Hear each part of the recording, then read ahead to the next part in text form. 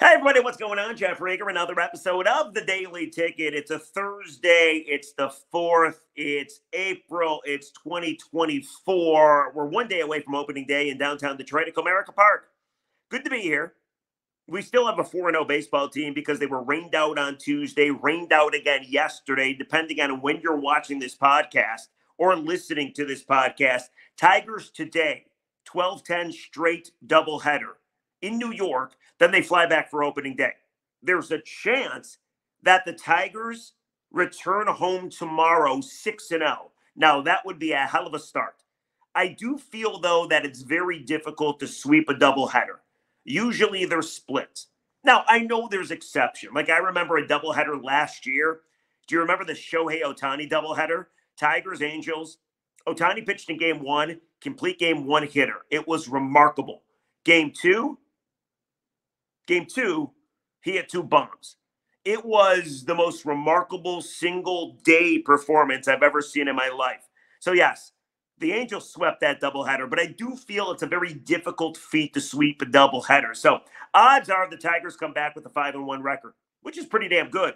Maybe 6-0, maybe 4-2. We hope that's not the case. But they've been impressive so far. Here's the deal. I want to talk about the Lions. However, on Tuesday, I did a show with an individual by the name of Mark Ryan. He's new with the Ticket. Very good guy. Good broadcaster. Very talented. So I did his first show with him. And we were talking about the Tigers, and he came up with what I think is a pretty interesting stat. Now, does it mean anything? Probably not, but it's really interesting to think about. He went back and dug up the records. Every 4-0 team over the last decade, there were 16 of them. Guess how many went on to make the postseason? 8 of them. If you start 4-0, you got yourself a 50% chance over the last decade to go on to the second season, someplace the Tigers have not been in a decade. 2014 was the last time. Remember, they got swept by the Baltimore Orioles. So I hope that the Mark Ryan stat holds true. And I do think the Tigers can win this division. I really do. I still wish they would have went out and got more proven bats because I still think their offense could be a problem. However, they're off to a great start. I get it. It's against bad teams. And then tomorrow they're playing another bad team. The Oakland A's are pathetic. But then April 11th, it gets a little more difficult. They're going to take on the Twins for 7 times. They're going to take on the Rangers, the defending champs. And they're going to take on the Tampa Bay Rays as well. Isaac Paredes, who actually went yard the other day for the first time this season. The Rays seem to always dominate the Tigers. So we'll see what the Tigers, record-wise, come home with tomorrow. But big doubleheader against the Mets, 12-10, game 1, if it doesn't get rained out. Because there's that chance, because I looked at the forecast, and it looks rather wet. Anyway, let's get to the crux of this podcast, shall we? Because the Lions went out, they made not one but 2 moves. Let's talk about the first move. I call it the right move. Clever, right? W-R-I-G-H-T. If you're watching this on YouTube, you see the banner right there. Yes, the Lions matched the offer on Brock Wright. 3 years, $12 million. So the Lions tendered Brock Wright at just under $3 million, which gave him the right to test free agency. However, the Lions, because they tendered the tight end, had the right to match any offer that he got. So wouldn't you know it that the San Francisco 49ers offer him an offer. And the Lions had up to 5 days to match, and they said, yep, absolutely, we're bringing Wright back. And again, I think it's the right, W-R-I-G-H-T. I'll stop doing that. It's probably annoying, but I think it's the right move. I really do. Brock Wright last year, 4 starts, 13 receptions, 2 touchdowns, 91 yards. He's played in over 1,000 snaps in the last 2 seasons for the Lions. I like it because I don't want to do anything that rocks the boat for this offense. Is it a little expensive? Yes. Do you want to pay a backup tight end that much money? Probably not. However, you got the money. You love your own already. They seem to always bring back their own players. And furthermore, Brock Wright's value is in run blocking. He's your best run blocking tight end. And I kind of feel you need that. You got yourself a fantastic running game to begin with.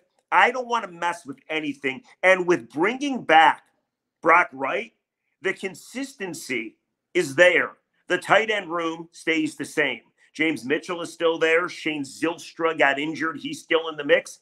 Brock Wright, and of course, Sam Laporta, who's your starting tight end, who had a remarkable rookie season last year.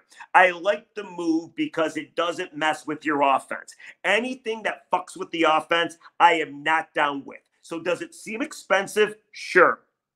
Is it a needed player? Absolutely. This is a guy that Dan Campbell trusts. And I want him on this team. Not to mention, despite the fact he's not a big-time touchdown catcher, he's not George Kittle, he's not Sam Laporta, he's not one of those great tight ends, but he is responsible for some big-time plays. That 3rd-and-1 play against the Chargers last year, what about a couple of years ago? Game on the line against the Jets, scored the big-time go-ahead touchdown from Jared Goff. Also had a big play against Tampa Bay last year. Brock Wright's a good player from Notre Dame. And I'm glad he's back. The other thing that I don't know if people focus on, the Niners wanted him. So the Niners lost Charlie Warner. So they needed themselves a Brock Wright type of player. The Niners went to the Super Bowl. Duh, you knew this. The Niners are going to be a good team, a class organization, and they wanted Brock Wright. What does that tell you? They know how to identify talent. They understand the worth of players. They wanted Brock Wright, and you said no. And thankfully you said no, because you know he's a good player, obviously, already, because you want to bring him back. But the fact that the Niners wanted him as well kind of proves to you he's a really good player. The other thing, too, is the Niners see you as a threat. You went to the NFC title game. You led them by 17 points at the half. The Niners are trying to cripple your offense as much as they can. It's a smart move by them. I don't know how much they actually want Brock Wright. I think they do. He's a good player. But at the same time, screwing with your offense. So if they wanted him, I'm glad that you made sure they didn't get him. Am I being too dramatic? Potentially. But it was the right move. I like it. Fantastic run blocker. Good clubhouse guy. I think a pretty integral piece to this offense. So again, I'll do it one more time, then we're moving on. It was the right move. W-R-I-G-H-T. But Brock Wright wasn't the only move that the Lions made yesterday. They also brought back Kindle Vildor, the cornerback. Okay, I don't love this move as much. I think I'm like you. When you think Kindle Vildor, the picture of the ball going off his face mask in the second half of the NFC title game goes through your mind. That was the one that Brandon Ayuk was able to catch off his face mask. Ended up being a touchdown. That pretty much catapulted the Niners to that momentum-shifting comeback that they were able to go through in the second half and eventually beat the Lions. That's the play I think of. That's the play. So when I hear they bring back Kindle Vildor, and you already got rid of Cam Sutton, you still need help in the secondary. I say, no, not enough. But then, after you calm yourself down a little bit and you really look into it, you say, okay, not an awful move. You're not paying him all that much money. It's only for 1 year. Let's not forget, he played for the Eagles last year. He got released, okay? Lions signed him to a practice squad. 3 weeks later, he's on the active roster. In no time, he's a starter. No, I get it. He didn't surpass any amazing talent because Jerry Jacobs got benched and Kindle Vildor came on. And I actually thought he played some good games. I did. But again, I keep going back to that Niners game, the NFC title game, and think of that ball that went off his face mask and say to myself, how in the hell could you not bat that down? Anyway, he had literally no time to learn the system. And he still became a starter. Aaron Glenn raved about him. So I like the signing if it's not it. If it's not it, as long as they're not done addressing that position, I'm totally fine with it. As long as Kindle Vildor is going to play a role. He's not going to be a starter. Plays a role. Depth. Totally cool. But this can't be it. That's my only caveat. I like the move as long as this is not it. They also brought him back, I would think, because the move reunites him with Deshae Townsend, who is the Lions' new defensive backs coach. He was previously with the Bears from 2020 and 21. Over that time, Vildor started 13 of 33 games played under Townsend in Chicago. So Townsend and Vildor will reunite. So if you're wondering who the secondary is as of this point, as long as they don't sign another corner, and there's guys out there, but it's 3:03 on a Wednesday. Now that you got Vildor back in the mix, here's your corners. Under contract, Carlton Davis, Amik Robertson, Emmanuel Mosley, Khalil Dorsey, Stephen Gilmore, Craig James, and of course, Vildor. It's not enough. Sorry, it's not enough. That was your biggest Achilles heel last year, your biggest weakness. The last 5 to 6 games, guys were running wild. Mike Evans, 184 yards. Puka Nacua, 200 yards. CeeDee Lamb, 274. I'm making these numbers up, but those guys went off. Justin Jefferson, 2 times in 3 weeks, absolutely obliterated your secondary. So I like the move of Vildor as long as it's not it. And it's not like there aren't guys still available. There's plenty of good quarterbacks via free agency that I still think Brad Holmes might try to get. Like Xavier Howard's probably at the top of the list, 30 years old from the Dolphins. And he wants to be in Detroit. He's got 29 career interceptions.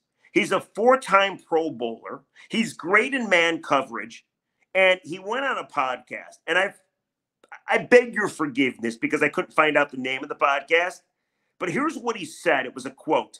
Quote, I'd rather take a pay cut to go to a team that's going to go further in the playoffs. I got my money and stuff like that. I'm to the point like, how much money do you really need? My goal is always to try to win a Super Bowl. Don't let the money get in the way of winning a Super Bowl. Some people get paid and some people win a Super Bowl. Some people do both. You do both. You're different. I want to be different. I want to win a Super Bowl. I already got paid. So now winning a Super Bowl is what I'm looking forward to do. Unquote. Now, that sounds like it could be Detroit, right? They're in need of a corner, a good corner, and he wants to win a Super Bowl. But then he spoke specifically about Detroit, saying, quote, I would not mind Detroit, even though it's a little cold out there, unquote. Come on, Xavier Howard, let's go. Now, his production did drop off a bit over the last year, but still, very talented corner. And you add him to the mix of all the guys I just told you about, and I feel a hell of a lot better about this secondary. Adoree Jackson's out there. Stephen Gilmore's out there. Steven Nelson's out there. Avonte Maddox is out there. So as long as Vildor is not it for the secondary, I like the move to bring him back. But if this is it, then no. You need more. You need to bolster the weakest part of your team last year or from last year. So what do you think? 2 moves. Brock Wright, back. Kindle Vildor, back. Like it, hate it. Have they done enough? Are you satisfied with free agency? Are you satisfied with the start of the offseason? Draft's just around the corner. Let me know in the comment section. All right, let's do some comments and then get ready to watch some baseball. Yesterday's podcast was all about Derek Lalonde. Is it his swan song? Is he coaching his last games with the Red Wings? If they don't make the playoffs, reports surface that he's going to be fired or very well could be fired. Let's look at the comments. What are people saying? Anthony Clark, 9441 says, only 2 years in, showed improvement both years, potentially a playoff team this year, could be fired? This doesn't have anything to do with Sergei now being available, does it? Does it? Sergei Fedorov? Yeah, he's no longer with the KHL, I believe. Does he want to come be the coach of the Red Wings? Would you have to retire his number first? I think the answer is yes. Would the Ilitches even hire Sergei Fedorov? The reason that his number isn't retired is because of the whole loyalty thing. The fact that he left and he did what he thought was best for him, I don't think the Ilitches ever got over it. Thus, why his number is not hanging from the rafters at Little Caesars Arena. That is interesting to think about. Yzerman and Fedorov, it's not like they don't have a history, correct? Interesting. Interesting. How about this one? This one from MS-IJ1Q. Godfather 3. I think Newsy should be fired if Yzerman lost faith in him. Lame answer, but Steve is calling the shots. Objectively, though, something is up with this team. The March collapse was, dare I say, historic. I agree with you. I've already done the podcast. I think Newsy, Derek Lalone, should be fired. I said it like weeks ago. To lose 7 in a row, how you lost 7 in a row without picking up a single point after winning 6 in a row and having an 85% chance to make the postseason and being 9 points above the cut line, yeah, it's hockey. It happens. People get whacked. I thought he should have been fired. So if Steve believes the same thing, then yeah, he's probably gone. The only thing I do wonder is Steve hired him. Lalone was his decision after Blashill. So I do wonder if he gets a little longer leash just because he's Steve's guy. How about this ticket text? Let me know what you think about this one. I take this as a compliment. At user-RQ1RX9018I. Come on, let's get some names here. This guy says, odd guy, talking about me, odd guy, ... but informative. I'll take that. I feel that's a compliment. And that got 2 likes. Huh. I like that. You want one more? Let's go one more. Joe League 182 says, quote, the Panthers are not very good. Hot take, Rieger. This is why you get paid the big bucks. I did misspeak. I did. In the podcast yesterday, I talked about the Florida Panthers and the fact that they've really struggled of late and they're taking on water. So I think I said they're taking on water and they're not very good. I did not add of late. They're a very good hockey team. They went to the Cup Finals last year. They could do the very same thing this year. Maybe they win it all this year. But of late, the Florida Panthers have not been very good. You don't believe me? They're 2-7-1 in their last 10. And they're on a 2-game losing skid. So the Florida Panthers are taking on water. Of late, keywords, not very good. But then somebody, of course, responded to his comment talking about me not understanding hockey. Our Burger 200 says, right, what the fuck is he talking about? The best team in the NHL isn't very good. Question mark. Again, I think I just explained myself. And they're not the best team in the NHL anymore. 2-7-1 in their last 10. They're second in the Atlantic. They have 99 points. The Bruins have 103. They have the 4th most points in the East. And they have the 7th most points in all of hockey. So definitely not the best team in hockey. Good team for sure. But I misspoke. I should have added 2 words, of late, or most recently, however you want to look at it. So I apologize. I fuck up every now and then. What are you going to do? I do it a lot. I mean, look at my head. I fucked this up. What should I do with this, people? I was told it looks better like this. I'm going to let it grow out just a smidge more. Just a little bit. Man, look at these bald spots. Anyway, that's going to do it for the Daily Ticket. Tomorrow we'll focus on opening day and the Tigers, unless something crazy happens, which, if that's the case, then we'll focus on that. It's a pleasure as always. Please rate, review, follow, subscribe to the Daily Ticket, and we'll catch you on a Friday tomorrow. Enjoy the baseball, people. Doubleheader against the Metropolitans. Let's fucking go. Sweep those guys. Bye-bye.